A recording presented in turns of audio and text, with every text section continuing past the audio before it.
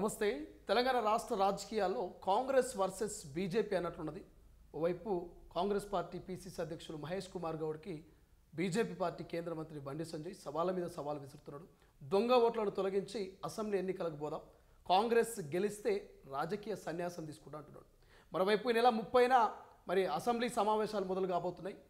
ఈ అసెంబ్లీ సమావేశాల్లో ప్రధానంగా కాళేశ్వరం నివేదిక మీద చర్చ జరగబోతున్నది. కేసీఆర్ అసెంబ్లీకి వస్తాడా రాడా? ఈ డిస్కషన్ ప్రతి పల్లెకు ప్రతి ఇంటికి చేరినటువంటి పరిస్థితి. మాట్లాడే ప్రయత్నం చేద్దాం. కాంగ్రెస్ పార్టీ సీనియర్ నాయకులు fire brand MLC Addanki Dayakar ప్రస్తుతం మనతో పాటు.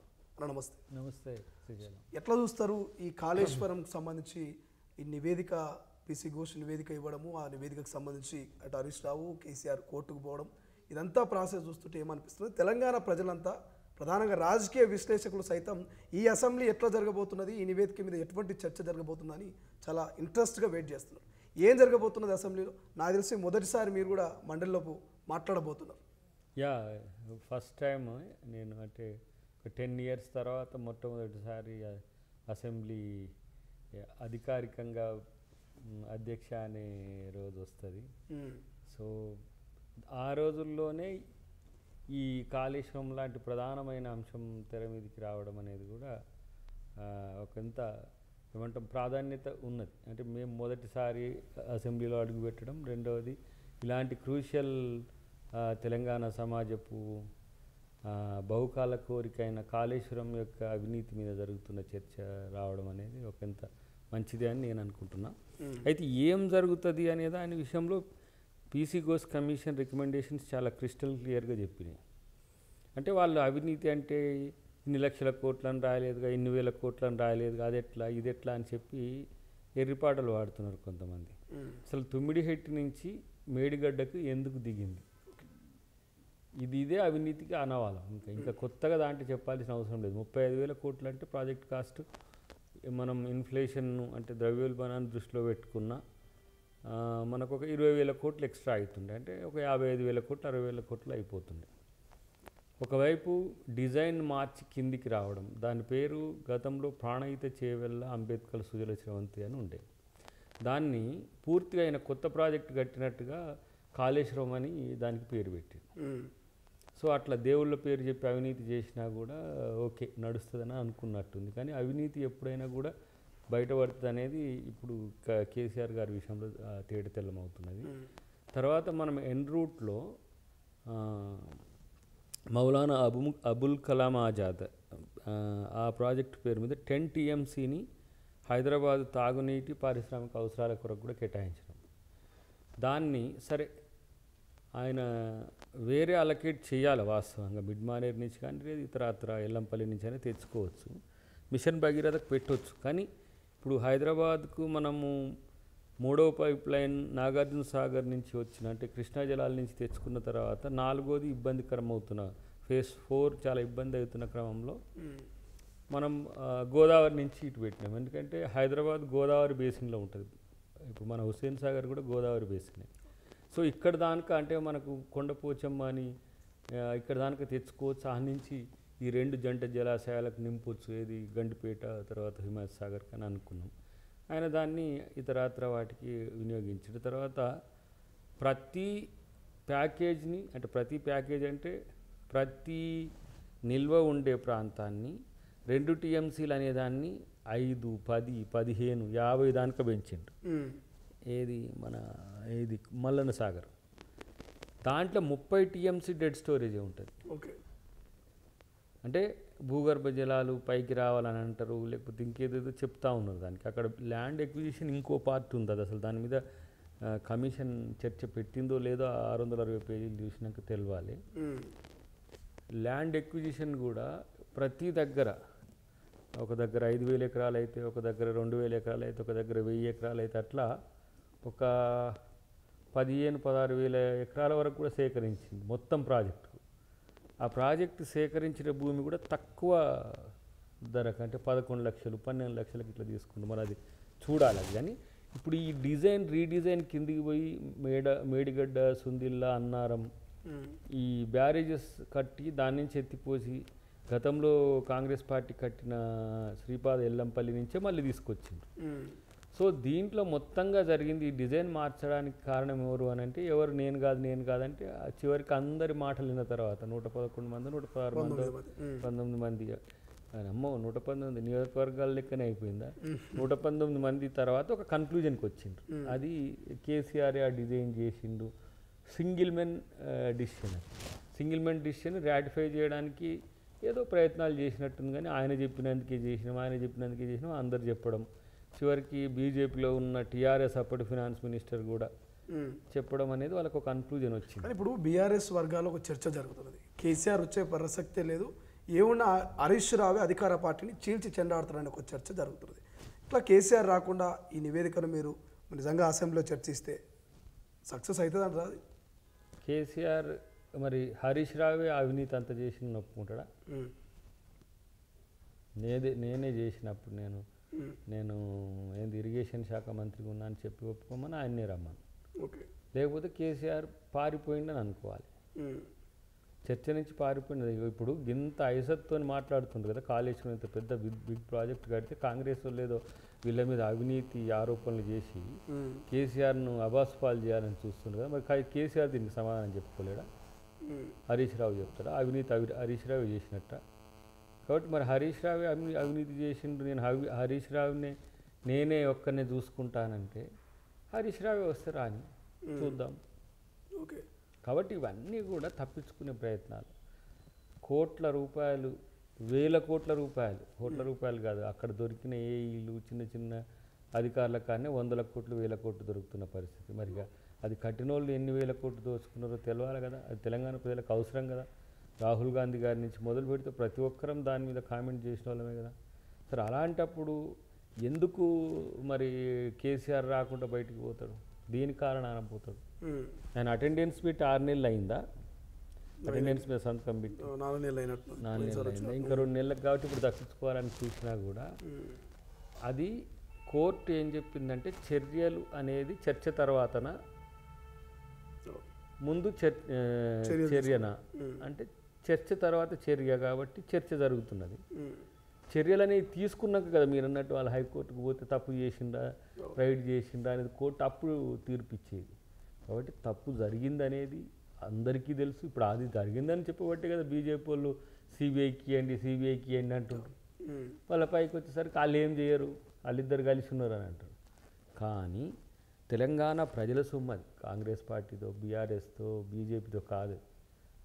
వేల కోట్ల రూపాయలు అప్పనంగా ఏమంటారు ఎవడు దోచుకున్నాడో తెలియకుండా ఇష్టానుసారంగా మెక్కిన పరిస్థితుల్లో మాకేం సంబంధం లేదు 2 పిల్లలు కూలితే సరే తింటే తిన్నారు రా భయ్, నాకు అర్థం కాదు. కనీసం కరెక్ట్గా కట్టడం అనేది తెలియదా?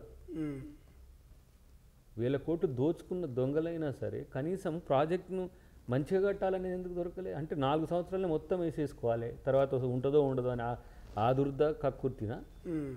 మళ్ళీ దీనికి ఓడు బాంబు వేసిందని అంటాడు, ఓడేమో కాంగ్రెస్ వాళ్ళే వేల్చింది అంటాడు, ఓడేమో క్లౌడ్ బరెస్ట్ అంటాడు. ఇష్టం వచ్చినట్టు మాడతారు ఎవరి కాళ్ళే. ఇది పక్కన పెడితే ఆంధ్రాలో ఉన్న పోలవరంతో పోలుస్తాడు. పోలవరం కాఫర్ డ్యామ్ మొత్తం ఇట్లయిపోయింది. అది అందరికి తెలిసే పోతుంది. అది నిలబడదని తెలిసైనా వాళ్ళు ప్లాన్ చేసుకుంటుంది. దాని మీద అక్కడ ప్రతిపక్షాలు ఏం కొట్లాడతలేవు కదా, లేకపోతే అధికార పక్షమేమో ఇది ఏమంటారు అవినీతి జరిగిందని ఎవడు మాట్లాడతలేడు కదా. అవినీతిది కాదు కదా, అది నిలబడమే కష్టమవుతుంది. అది ఇప్పుడు కాదు, అది ఎప్పుడూ అంబేద్కరే చెప్పిండు. అది ఇప్పుడు మొదట్లో ఆయన తుంగభద్ర తర్వాత ఇంకో ప్రాజెక్ట్ కూడా దాన్ని కోఆర్డినేట్ చేస్తాడు ఆయన. ఆ ప్రాజెక్ట్ అప్పుడే పోలవరం ప్రణాళిక వస్తుంది. ఇక్కడ ప్రాజెక్ట్ కడితే కూడా ఇబ్బందికరంగా ఉంటుందని చెప్తారు. అయినా తప్పదు, ఇప్పుడు మనం ఆంధ్ర మిత్రులు కట్టుకోవాలనుకుంటారు కాబట్టి దాన్ని మనం వ్యతిరేకించవద్దు, మనం కూడా సహకరించాలి. కానీ కాఫర్ డ్యామ్ పోతే బీజేపీ ఏం చేస్తున్నది, కాంగ్రెస్ వాళ్ళు అక్కడ ఏం చేస్తుండ్రు, అసలు నువ్వు అవినీతి చేసింది ఎందుకు చెప్పారు అంటే పోలవరం దానికి ఎందుకు పోతున్నావు నువ్వు? అంతే కదా, పొంతనలేని ఒకటి. అసలు నీ అవినీతిని చెప్పమంటే దీని మీద మాట్లాడకుండా అవతలకి ఎందుకు పోతున్నావు? అక్కడ ప్రతిపక్షాలు ఉన్నాయి, అక్కడ అధికార పక్షం ముందు వాళ్ళు కొట్టాడుకుంటారు. ఇప్పుడు చాలామందికి ఒక డౌట్ ఉన్నది, ఇప్పుడు నివేదికలో చెప్పని అంశాలు, నివేదికలో చెప్పని నిజాలు కాంగ్రెస్ పార్టీ అసెంబ్లీలో పెట్టే చర్చలో చెప్తారంటారా, ఒప్పుకుంటారంటారా? అసలు ఇప్పుడు ఘోష్ కమిషన్లో లేని అంశాలు ప్రస్తావనకు ఎందుకు వస్తాయి? కమిషన్ వేసింది ఎందుకు? ఓకే, అది జ్యుడిషియరీ కమిటీ. ఆ కమిటీలో బియాండ్ ది కమిటీ కనుక మనం ఎనాక్ట్ అయితే ఏమవుతుందంటే మీకు మళ్ళీ వీళ్ళు కోర్టుకు పోతారు. పోవాల్సి ఇప్పుడు మనం వాళ్ళను రాంగ్ ఇంటర్ప్రిట్ చేయాల్సిన అవసరం కాంగ్రెస్ పార్టీకి ఏముంది అంటున్నా. జరిగిన వాస్తవమే చెప్పాలి కదా. ఒకవేళ నేను అంటున్నా అట్లా పోతే ఆడ వాస్తవ పునాదులు లేకుంటే ఎవరు బదనామవుతారు? అసలు ఇప్పటికే 2 సంవత్సరాలు అయింది మీరు కాళేశ్వరం మీద నివేదిక లేట్ చేసిండ్రు, ఇంతవరకు ఏం చర్యలు తీసుకుంటలేరని ప్రజల నుంచి వస్తున్న దానికి ఎవరు సమాధానం చెప్పాలి? మేమే చెప్పాలిగా. కాబట్టి ఇవాళ వాళ్ళు చేస్తున్న ప్రయత్నాలు ఏదో మేము కాళేశ్వరం మంచినే కట్టినాము కానీ అది ఖరాబ్ అయిపోయింది, మేమేం చేయలేకపోతున్నాము, అదే దానంతట అదే కూలిపోయింది, మేమేం చేయాలి అని చెప్పుకోవడానికి ఒక ప్రయత్నం చేస్తారు. పైగా ఒక కొత్త పాట ఒకటి, కాళేశ్వరం పంపులు పెడతారా పెట్టరా, కాళేశ్వరం పంపులు వల్ల మళ్ళా 1 కోటి ఎకరాలని కొత్త పాట పాడుతున్నారు. అది వచ్చేది శ్రీపాద ఎల్లంపల్లి నుంచిరా బాబు. అది వేడిగడ్డ కాడ నీళ్ళు ఆపలేము, సుందిళ్ళ బొంగ అట్లనే ఉండే. అట్లాంటప్పుడు మీరు తెచ్చిన నీళ్ళు ఏడబెడుతున్నాము, మళ్ళీ శ్రీపాద ఎల్లంపల్లి మేము కట్టిన ప్రాజెక్ట్ నుంచే కదా ఏడెత్తి పోసిన. శ్రీపాద ఎల్లంపల్లి నుంచి మిడ్ మానేర్కు వస్తున్నాయి. మిడ్ మానేర్ మేము కట్టిందేనా? మిడ్ మానేర్కు కాలువలు దొవ్విండ్రని చెప్తారు వాళ్ళు. సరే కాలువలు దొవ్విండ్రా లేవు, కొమరం భీంకి ఎందుకు దొవ్వలేదు, అదంతా ఒక కథ. కానీ దీంట్లో అవినీతి ఇప్పుడు 3వ పైప్ లైన్కు వాళ్ళు 1.5 lakh crores అంటే 1,50,000 కోట్ల ప్రతిపాదన తెచ్చింది. 2వ పైపుకు 1,00,000 కోట్లు. ఈ 3వ పైపుకు ల్యాండ్ ఎక్విజిషన్ కొరకు కూడా ప్రయత్నం చేసిండ్రు. సో ఇవన్నీ 3వ పైపు అక్కడి నుంచి వచ్చి ఏడవస్తుంది. అసలు ఇప్పటివరకు అయితే ఈ 5 సంవత్సరాలు ఇప్పుడు మళ్ళీ వరదలు వచ్చినాయిగా. అలాంటప్పుడు ఊకెను 9 కాంచి ఎత్తి పోసుకుంటే 2 లిఫ్ట్లతో వచ్చి శ్రీపాద ఎల్లంపల్లిలో పడితే 2 TMCలు 4 TMCలు 3 TMCలతోని హాయిగా అయిపోయేదానికి పెద్ద భూమి మీదనే ఎవడు గట్టనంత పెద్ద గట్టి దాని పేరు మీద పెద్ద సొమ్మును దోసుకొని ఇలా మళ్ళీ మేము కాళేశ్వరం అవినీతి జరగలేదు, కాళేశ్వరం మంచి గట్టం, కాళేశ్వరం చాలా తెలంగాణకు మేలు చేసేది, తెలంగాణకు మేలు చేసేది ఉంటే వద్దంటున్నాం. ఒక ఆయన అంటాడు మళ్ళీ మేము కట్టిన ప్రాజెక్టుల నుంచే నీళ్ళు తెచ్చుకొని మళ్ళీ మమ్మల్ని పైగా మమ్మల్ని అవినీతి పరులు అంటున్నారు. అంటే తెలివి తక్కువతనంతో అనే ముచ్చటది. కాడికో పోయి పంపులు పోసే కాడికి పోయి ఇదో ఇది మేము కట్టింది అని చెప్పుకోవడం చూసిన. మొన్న వినోద్ పోయాడ నన్ను ఒక్కడ అన్ని పంపుల కాడ కూర్చొని ఇది మొత్తం తెలంగాణకు మొత్తం ఈ నీళ్ళే పోస్తాయని అంటారు. అట్లా 360 రోజులు పోసినా అవి వచ్చేది ఎంతో తెలియదు. అంటే ఇట్లా ఈ ప్రాపగండాన్ని తయారు చేసుకోవడం. కాబట్టి ఒక పైపుతోని 1 సంవత్సరానికి 16 TMCలు తెచ్చుకోవచ్చు. ఒక పైపుతోని 4 పైపులు ఉంటే ఎన్ని తెచ్చుకుంటాం? 36, 72 అట్లా తెచ్చుకోవచ్చు.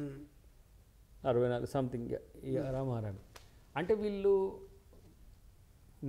నీళ్ళ గురించి ప్రజలకు సరిగా అవగాహన ఉండదు. నీళ్ళు ఇట్లా పోసి వచ్చినాయని చెప్పొచ్చు. అప్పుడు కూడా ఎన్నో ఒక నీళ్లు పోసేదాన్ని పంపు లైన్ చూపించేది, టీవీ స్క్రీన్స్ నిండా నీళ్లు చూపించేది. అబ్బా కేసీఆర్ వచ్చి నీళ్ళు వచ్చినాయి రా అని. ఇప్పుడు ఇంత వరదలు వచ్చినాయి. ఇప్పుడు కామారెడ్డిలో ఎవరు పాపం 42 TMCలు.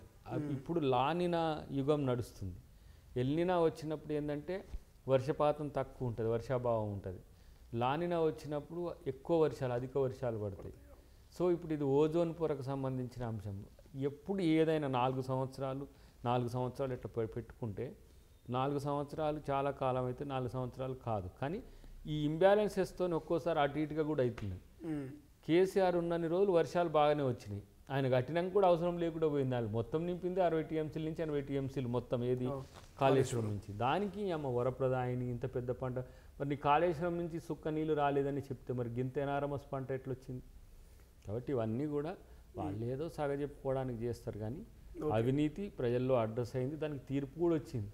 సర్పంచ్ ఎన్నికలకు సంబంధించి కాంగ్రెస్ పార్టీ ఏం చేయబోతున్నారు? 42% రిజర్వేషన్ అన్నారు, ఒకటి రాజ్యాంగ సవరణ జరగాలి, 9th షెడ్యూల్ అన్నారు, జీవో పాస్ చేసినామన్నారు. అసలు ఏం చేయబోతున్నది? ఎన్నికలు ఉంటాయా ఉండయా? నోటిఫికేషన్ ఎన్నికలు ఉండడం ఖాయం. 42% అనేది 2-3 ఆప్షన్స్ ఉన్నాయి. ఒకటి రాష్ట్రపతి నేరుగా బీసీ రిజర్వేషన్ల బిల్లు మండలిలో శాసనసభలో చేసిన దాన్ని ఆమోదించడం, లేదంటే గవర్నర్ ఆమోద ముద్ర వేయడం, తెచ్చిన ఏదైతే బిల్లు ఉంటుందో. మూడవదిగా గవర్నమెంట్ బ్లంట్గా 42% డిసిషన్ తీసుకొని బైఫర్కేట్ చేయడం. మీరు ఒక్కరంటే ఇస్తుండొచ్చు కానీ ఇతర పార్టీలు ఇస్తాయంటే పార్టీ పరంగా గవర్నమెంట్ ఏంటి, గవర్నమెంట్ ఒక జీవో తీసుకొస్తుంది. ఓకే, అప్పుడు ఎవరు కోర్టుకు పోతారు, ఎవరు బీసీలకు అనుకూలంగా ఉన్నారు, ఎవరు బీసీలకు వ్యతిరేకంగా తెలిసిపోతుంది. 4 నెలలు, ఫిబ్రవరి నుంచి 4 నెలలు, ఆల్మోస్ట్ 6 నెలలు కావచ్చు. 6 నెలల వరకు రాష్ట్రపతి ఒక చట్టసభలు తీసుకున్న నిర్ణయాన్ని అబెన్స్లో పెట్టడం అంటే దీన్ని ఏ తరహా ప్రజాస్వామ్యం అందాం? ఎంపిరికల్ డేటా కావాలంటే ఎంపిరికల్ డేటా ఉన్నది, మీకు లేనిది ఏంది అక్కడ? మీ యొక్క ఒప్పుకోలే అంటే బీసీలకు 42% కాంగ్రెస్ పార్టీ ఇవ్వకూడదనే తప్పితే ఇంకేది కూడా అక్కడ లేదు. రాజ్యాంగబద్ధంగా 9th షెడ్యూల్ ఏందండి, ఇచ్చిన తర్వాత 9th షెడ్యూల్ కాబట్టి 12th షెడ్యూల్ పెట్టుకోరు, నష్టమే ఉన్నది. ఇప్పుడు మీరు ఎస్సీ వర్గీకరణ ఉన్నది, వర్గీకరణకు సంబంధించి సుప్రీంకోర్టు ఒక డైరెక్షన్ ఇచ్చింది, రాష్ట్రాలు మీ ఇష్టం అన్నది. మరి 2 రాష్ట్రాలు చేసినాయి. అట్లనే బీసీలకు సంబంధించి రిజర్వేషన్ల విషయంలో ఎందుకు చేయొద్దని మేము అంటున్నాం. అది మీరు టాప్ ఎక్సీడ్ అవుతుంది కదా, క్యాప్ వెళ్ళిపోతుంది కదా, మనం ఇక్కడ వరకు అనుకున్నాం కదా 50% దాటొద్దని. 50% దాటిన తమిళనాడే కాదు, ఈడబ్ల్యూఎస్ రిజర్వేషన్లతో కూడా 50% క్యాప్ దాటింది. మరి అలాంటప్పుడు బీసీలకు ఇవ్వాలన్నప్పుడు మీరెందుకు అడ్డం పడుతున్నారంటే మీరు దాంట్లో ముస్లింలు ఉండని ఒకరు అంటారు. మరి గుజరాత్లో ముస్లింలు లేరా? 18 రాష్ట్రాల కాంగ్రెస్ పార్టీ కాకుండా బీజేపీ పాలిస్తున్నది, అక్కడ కూడా ముస్లిమ్స్ ఉన్నారు. మరి ఆడ తీసే రిజర్వేషన్లు అక్కడ ఇప్పుడు అమలవుతున్న వాటిల్లో కూడా ముస్లిమ్స్ ఉన్నారు. 27 కానీ 33 కానీ 40 కానీ 20 కానీ మీరు ఎంత బీసీలకు ఇస్తుండ్రో దాంట్లో వృత్తి కులాల్లో డెఫినెట్గా, వృత్తి కులాలు కూడా కాదు క్లాసెస్, అవి ఆ క్లాసెస్ను మీరు రెస్పెక్ట్ చేస్తలేరు. కాబట్టి అలా నాకు తెలిసి బీజేపీకి అతిపెద్ద డ్యామేజ్ రేపు బీసీల రూపంలో తొలగబోతున్నారు. బీఆర్ఎస్ ఏమో సన్నాయి నొక్కులు చేస్తుంది, మేము ఓకే అన్నాం కదా అని సభలు అంటారు, బయటికి వచ్చాము మళ్ళీ ఎక్కడ కూడా కలిసి రారు. ఎందుకంటే అది బీజేపీ పెట్టుగానే వ్యవహరిస్తున్నారు తప్పితే వాళ్ళు కొత్తగా ఏం చేస్తలేదని మన అంచనా. ఏది ఏమైనా ఇది ఒక రెవల్యూషనరీ యాక్ట్, అది ఒక కొత్త మార్పుకు శ్రీకారం చుట్టే చట్టం. ఆ విషయంలో కాంగ్రెస్ పార్టీ అధిష్టానం కూడా 42% పార్టీ పరంగా ఇద్దామనే ఆలోచన మేము చేస్తుంటే అట్లా అవసరం లేదు, మీరు చట్టమే చేయండి, చూద్దాం దాన్ని ఎంతవరకు అయితే. చట్టం అని అంటే ఇప్పుడు కేంద్రంతో కనుక సంబంధం లేకపోతే అది ఇన్ని రోజులు ఎందుకు ఈ పార్టీకే బైఫర్కేట్ అవుతుండే బీసీకి. ఇప్పుడు ఒకసారి మనం ఇది ఒకసారి అది పెట్టాల్సిన అవసరం కూడా రాకు. సర్పంచ్, ఎంపీటీసీ, జెడ్పీటీసీ అన్ని ఏ టైం పెట్టుకోవడానికి అవకాశం ఉంటుండే. మళ్ళీ మనకు సెప్టెంబర్ 30th వరకు హైకోర్టు ఇచ్చింది. సో అప్పటి వరకు ఇప్పుడు సభ కూడా అయిపోతుంది కాబట్టి పెద్ద సమస్య ఏం రాదు. 15 రోజుల్లో కూడా మనం చేసుకోవచ్చు, పెద్ద సమస్య ఏం కాదు. మొత్తం ఓటర్ లిస్ట్ రీఫైన్ చేసుడు ఇదంతా కూడా జరుగుతున్నది కాబట్టి బీసీల విషయంలో రాజకీయాలు ఎవరు చేస్తున్నారు, చిత్తశుద్ధితో ఎవరు ఉన్నారనేది తెలంగాణ ప్రజలు గమనించండి. ఎందుకంటే ఇంతవరకు అయితే ఏ రాష్ట్రం చేయలే ఈ దేశంలో. ఎస్సీ రిజర్వేషన్స్ కూడా ఏ రాష్ట్రం చేయకముందు రేవంత్ రెడ్డి గారు చేసిండ్రు. కాబట్టి ఒకసారి ఏమన్నారు, ఆయన రెడ్డి కాబట్టి ఎస్సీలకు చేస్తాడా బీసీలకు చేస్తాడా ఇట్లా అన్నారు. చేస్తేనేమో అడ్డప్పులు పెడుతున్నారు. ఇప్పుడు ఎస్సీ దానివల్ల ఒక వర్గం వ్యతిరేకమైనా సరే వదలలేదు కదా. బీసీల విషయంలో ఎవరు వ్యతిరేకిస్తున్నారు తెలవాలి, ఎందుకు వ్యతిరేకిస్తున్నారు కూడా తెలవాలి. గతంలో కూడా బీసీలకు సంబంధించిన అంశంలో ఎన్నో నష్టాలు జరిగినాయి. ఇప్పటికైనా వాళ్ళలో చైతన్యం వస్తున్న క్రమాన్ని గమనించకపోతే సమాజము వాళ్ళ యొక్క సమస్యల్ని పట్టించుకున్నట్టు కాదు అని రాహుల్ గాంధీ గారి యొక్క ఆలోచన. దానికి రూపం ఇచ్చే ప్రయత్నం రేవంత్ రెడ్డి గారు చేసిండ్రు. సో మొత్తం మీద సెప్టెంబర్ 30 లోపు ఆల్మోస్ట్ కంప్లీట్ చేసే ప్రయత్నం చేస్తారు. ఆల్మోస్ట్ అవసరమైతే గడువు అడిగితే 15 రోజులు, అంతే పెద్దగా సమస్య. 1 year అయిపోయింది మనకు. 15th ఫినాన్స్ కమిషన్ గడువు కూడా అయిపోయి 16th రావాల్సి వస్తుంది. మనకు కొంచెం ఆర్థికంగా ఇబ్బందులు కూడా అవుతాయి. అంటే సగటున ఒక గ్రామ పంచాయతీకి 1 కోటి నుంచి 2 కోట్ల రూపాయలు వచ్చే ఒక అవకాశం ఉంటుంది. సర్పంచ్ లేకపోతే అది మళ్ళీ కొంచెం ఇబ్బంది అవుతుంది. కాబట్టి స్థానిక సంస్థలకు రాజ్యాంగబద్ధమైన కట్టుబడి కూడా ఉన్నది, 1 సంవత్సరం లోపే ఎన్నికలు నిర్వహించాలనేది. అది కొన్ని కారణాల వల్ల ఇదే 42%. అంతకుముందు ఇది లేనప్పుడు మనకు పెద్ద సమస్య రాలే. కానీ దీన్ని ఉద్దేశపూర్వకంగా ఇప్పుడు మనకు ఫిబ్రవరిలో కనుక బిల్ పాస్ అయ్యి రాష్ట్రపతి ఆమోదం కనుక వస్తే మార్చి ఏప్రిల్లో ఎన్నికలు పెట్టుకుంటే ఇప్పటివరకు కొత్త సర్పంచ్లు వద్దురు, వాళ్ళు అట్టి పెట్టుకుంటారు బీజేపీ వాళ్ళు. మళ్ళీ మాకు తెలియదు బీసీకి రిజర్వేషన్లు ఇస్తారా ఇయ్యరా. ఇంకొక ఆయన ధర్నానే చేస్తుండు కదా మనోడు, మేము బీసీలకు రిజర్వేషన్లు ఇచ్చేంత వరకు మేము ఎన్నికలకు ఓనియం, బీసీలకు చిత్తశుద్ధి. మరి పోయి మీ పార్టీ కాడ పోయి ఆడ కూర్చోరి, మోడీ కాడ, అమ్మ కాడ, ద్రౌపది ముర్ము కాడ కూర్చోరి. నాకు తెలిసి ఆమెనైతే ఏమి ఇట్లాంటి విషయాలలో అడ్డం పడదు. ఆమె అన్ని విషయాల పట్ల కొంచెం ఆమె అవగాహన ఉన్నది రాష్ట్రపతి. ఇది ఆపుతున్నది రాజకీయం, అది మోడీ కానీ అమిత్ షా కానీ ఇంకెవరైనా కానీ. కాబట్టి బీసీల యొక్క జీవితాలతో చెలగాటం ఆడొద్దని చెప్పి మేము విపక్షాలకు చెప్తున్నాం. ఎందుకంటే ఇంకేం చేస్తే ఇది పాస్ అవుతుందోనని చెప్పండి. ఒక ఆయన అధికార పక్షం, ఒక ఆయన మొన్నే దిగిపోయినారు. అంతకుముందు 33%, 37% ఉమ్మడి ఆంధ్రప్రదేశ్లో 33% ఉంటే దాన్ని 37 దానిక చేద్దామన్న ఆయన 23 చేసింది. పంచాయతీరాజ్ చట్టాన్ని ఏమైనా చేసినాం మళ్ళీ. అంటే ఇంకా బీసీల శాతం పెరగాలి కానీ తగ్గింది. ఇప్పుడు 10 కులాలను తీసేసిండు కేసీఆర్. 10 కులాల కంటే పై ఇంకా ఎక్కువనే కొన్ని కులాలను తీసేసిండు. బీసీ జనాభా తగ్గుతుంది ఏంటి అని అంటే అలా నోసీలు చేసి పడేస్తుంది. లేకపోతే ఆంధ్రాలో ఉన్నాయి ఆ కులాలు, ఇక్కడ లేవండి. ఆంధ్ర కులాలు హైదరాబాద్లో లేవా? హైదరాబాద్లో రెసిడెంట్ అంటే ఆయన తెలంగాణ ఆయన కాదా? ఇలా వివిధ రాష్ట్రాల నుంచి ఇక్కడ సెటిల్ అయిన వాళ్ళు లోకల్స్ అవుతారు, కానీ ఆంధ్రప్రదేశ్లో ఉండి ఇక్కడ సెటిల్ అయిన ఎప్పటికైనా ఈ హైదరాబాద్ అయినా అసలు ఆంధ్ర మూలాలు కూడా మర్చిపోయిన వాళ్ళు ఇక్కడ ఉన్నారు చాలామంది. అలాంటి వాటిని కులాలు తీసేస్తేవి, వాళ్ళు నోసి చేస్తేవి. ఇప్పుడు మనకు తూర్పు కాపు, పెద కాపు, వెలమ, కొప్పుల వెలమ ఇట్లాంటివి కొన్ని ఉంటాయి. వెలమలు ఓసీలుగా ఉన్నా కొప్పుల వెలమ బీసీగా ఉంటారు, తూర్పు కాపు బీసీల్లో ఉంటారు. ఇట్లా కొన్ని కులాలు ఉన్నాయి, శెట్టి బలిజ లాంటి, క్షత్రియ, ఆర్య క్షత్రియ సంథింగ్ ఏదో కొన్ని ఉంటాయి. వాటిని తీసేసి మళ్ళీ జనాభా తగ్గిందని చెప్పడం. రెండవది, ఓబీసీల విషయంలో 42% మీరు కాదు ఎక్కువ వస్తుందని అని అంటే ఎక్కువ ఎట్లొస్తుందో అది కూడా చెప్పి అట్నే చేద్దాం. తక్కువ వస్తుంది అంటే వాళ్ళకి ఎట్లా తక్కువ అయిందో అది చెప్పండి శాస్త్రీయంగా. గవర్నమెంట్ ఆథెంటిక్గా చేసిన డేటాను తప్పని అనడం అంటే ఇంతకంటే తెలివి తక్కువతనం ఇంకోటి ఉండదు కదా. కాబట్టి ఎట్టి పరిస్థితులలో రిజర్వేషన్లు అవుతాయి, రిజర్వేషన్లతోనే ఎన్నికలకు పోతామనే నమ్మకం అయితే ఉన్నది. అంటే మొన్న ఉస్మానియా యూనివర్సిటీకి ముఖ్యమంత్రి పర్యటనకు సంబంధించి ఏం చెప్తారు? ఇనుప కంచెల నడుమ, నిర్బంధాల నడుమ ముఖ్యమంత్రి రావాల్సిన అవసరం ఏమున్నది? వచ్చినా సరే మళ్ళీ అక్కడి నుంచి సవాలు విసిరి డిసెంబర్లో పోలీసులు వద్దు, కంచెలు వద్దు, నేను స్వచ్ఛందంగా వస్తా, ఏ ప్రశ్న అడిగినా సమాధానం చెప్తాని ముఖ్యమంత్రి సవాల్ విసరడము కొంతమంది జీర్ణించుకోలేకపోతున్నారు, కొంతమంది వెల్కమ్ చెప్తున్నారు. అద్దంకి దయాకర్ ఏం చెప్తారు? ఇప్పుడు ఉస్మానియా యూనివర్సిటీ అనేది ఒక చారిత్రాత్మక ప్రాంతం. అది బ్రిటిష్ని ఎదిరించింది. ఎవరు కట్టినరో ఆ నిజామును వ్యతిరేకించింది. తెలంగాణ సాయుధ పోరాటంతో నిజామును వ్యతిరేకిస్తూనే బ్రిటిష్కి వ్యతిరేకంగా పోరాటం చేసిన గడ్డ అది. తెలంగాణ ఉద్యమానికి 69లో మూలం అదే. 2009 నుంచి జరిగిన మూమెంట్లో చాలా క్రియాశీలక పాత్ర. 2001 నుంచి కేసీఆర్ ఉంటే 96 నుంచి కూడా మూలాలు ఉన్నాయి, 1996 నుంచి.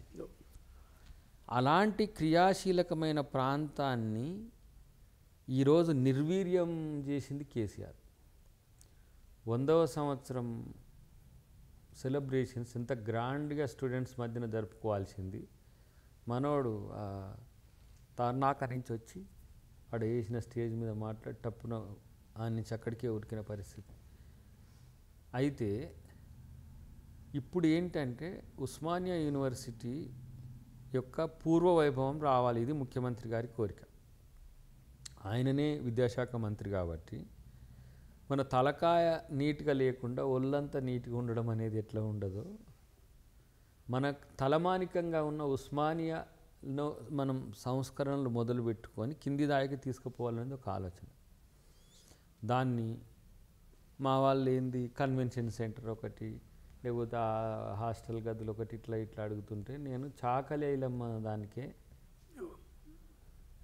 500 కోట్లు కొత్త యూనివర్సిటీ కాబట్టి ఇచ్చిన, ఇది ఇంకా మీరు ఎక్కువ అడుగుతలేరు, ఇస్తానో ఇయ్యనో అని చెప్పి పేదరికపు ఆలోచనలు చేస్తుండ్రు. నేను 1000 కోట్ల వరకు అంటే ఇస్తా, మీరు ప్రణాళికలు తయారు చేయరు. ఈ యూనివర్సిటీ ఆక్స్ఫర్డ్ లాగానో స్టాన్ఫర్డ్ లాగానో హార్వర్డ్ లాగానో తయారు కావాలంటే ఏం కావాలో నాకు చెప్పు. ఓకే. ఎందుకంటే ఇది చరిత్రలో బడుగు బలహీన వర్గాల యొక్క చదువుకు వేదిక అయింది. ఇది ఇప్పుడు మహాత్మా గాంధీ యూనివర్సిటీ రావచ్చు, ఇప్పుడు పాలమూరు రావచ్చు, ఇప్పుడు శాతవాహన రావచ్చు, ఉస్మానియా యూనివర్సిటీ పరిధిలో పీజీ సెంటర్లు అన్నీ కూడా ఇప్పుడు యూనివర్సిటీలు కావచ్చు కాక. కానీ ఉస్మానియా యూనివర్సిటీ యొక్క చరిత్ర దేశ విదేశాల్లో తెలుసు. చాలామంది Osmania university students doctor Babasaheb Ambedkar ఇక్కడ ఆయన చదువుకు ఆయనకు ఏంది ఒక పీఠం ఉన్నది. ఆయనకు ఉస్మానియా యూనివర్సిటీ చరిత్ర గురించి ఆయన కూడా చెప్పిన చరిత్ర ఉంది. పియు నరసింహరావు లాంటి దిగ్గజాలు ప్రధానమంత్రులైన ప్రాంతం అది. మనం ఎందుకు దీనికి దూరంగా ఉండాలి? ఇప్పుడు పోలీస్ది కానీ యూనివర్సిటీది కానీ ఎట్లా ఉంటుంది? ముఖ్యమంత్రి గారు మొట్టమొదటిసారి 20 సంవత్సరాల తర్వాత నాకు తెలిసి ఎవరు వచ్చిండ్రు అక్కడికి, రాజశేఖర రెడ్డి గారు కూడా రాలేదనుకుంటా. కేసీఆర్ వచ్చింది కదా 100వ ఉత్సవాలకు సంబంధించి. అదే వచ్చి ఎట్లా పోయిండు, ఇప్పుడు లోపలికి రాలేదు కదా. ఆ నుంచి పోయి ఆ గ్రౌండ్లో పెట్టేసి ఆ నుంచి అటు వెళ్ళిపోయా. ఎంతసేపు కూడా లేడు. ఎందుకంటే దాని కన్వీనరు హెచ్ వెంకటేశ్వర సార్ అని మా పూర్వపు మా ప్రొఫెసర్ గారు. నేను నల్గొండ పీజీ సెంటర్లో ఉన్నప్పుడు వారు మాకు మార్కెటింగ్ హెడ్గా మాకు అంటే కామర్స్ హెడ్గా ఉండే. ఆయనను నేను ఒకసారి కలిసినప్పుడు చెప్పినా కూడా ఎవ్వరు కూడా ఏమన్నారు. కానీ ఇప్పుడు మీకు ఉస్మానియా యూనివర్సిటీ అంటే బ్రాండ్ ఏంది? ఆర్ట్స్ కాలేజే. Arts college. నువ్వు ఎన్ని అది కాలేజ్ ఆర్ట్స్ కావచ్చు కానీ అది ప్రధానమైన భవనం. అక్కడికి వస్తేనే వచ్చినట్టు. ఆ ముందు ఇప్పుడు మనము ధూమ్ధాములు పెట్టినాం, మీటింగ్లు పెట్టినాం. ఎక్కడి నుంచి పెట్టినాం?